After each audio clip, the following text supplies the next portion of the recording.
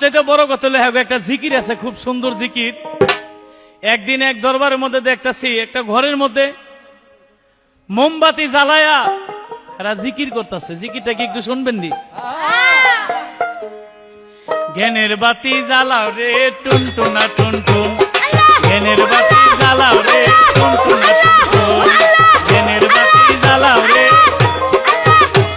জিকির করতে করতে আস্তে জিকির করতে করতে বাতি নিভা গেছে। ওখানে জিকির করতেছে, বাতি নিভা গেছে টুনটুনা টুনটুন, বাতি নিভা গেছে টুনটুনা টুনটুন। একটু পরে কাপড় হানো খুললে গেছে। এখন জিকির কয় কাপড় খুললা গেছে, খুললা গেছে, খুললা গেছে।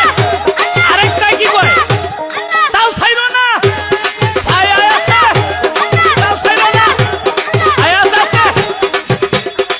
আছে, তাও ছাইরো না, ছায়া আছে। আরেকটা বাইরে গিয়ে কয় বাইরে আহো, বাইরে আহো, বাইরে আহো। কয় কি লেগা? কয় কথা আছে, কথা আছে, আছে।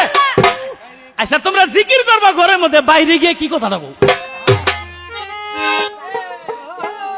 আমারে যে বকশিস দেয়, এই বকশিসের টাকা দিয়ে টুপি কিনুম, পাঞ্জাবি কিনুম, নামাজ পড়ুম। আর হেরে যে বকশিস দেয় এগুলি দিয়ে করবোটা কি জানেন? ওল কি থাক, আমি আর কইতে চাই না।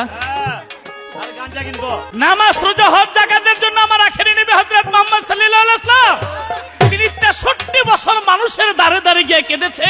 সে নামাজ পড়েছে, রোজা করেছে, হজ করেছে, জাকাত দিয়েছে, সমাজের সাথে তাল মিলিয়ে চলেছে, বড়কে শ্রদ্ধা করেছে, ছোটকে স্নেহ করেছে। আর হেরা এক ফকির না হইয়া খালি কই আমাকে নামাজ রোজা কিছু লাগবে না, পীরের পায়ে ভক্তি দিলে সব না।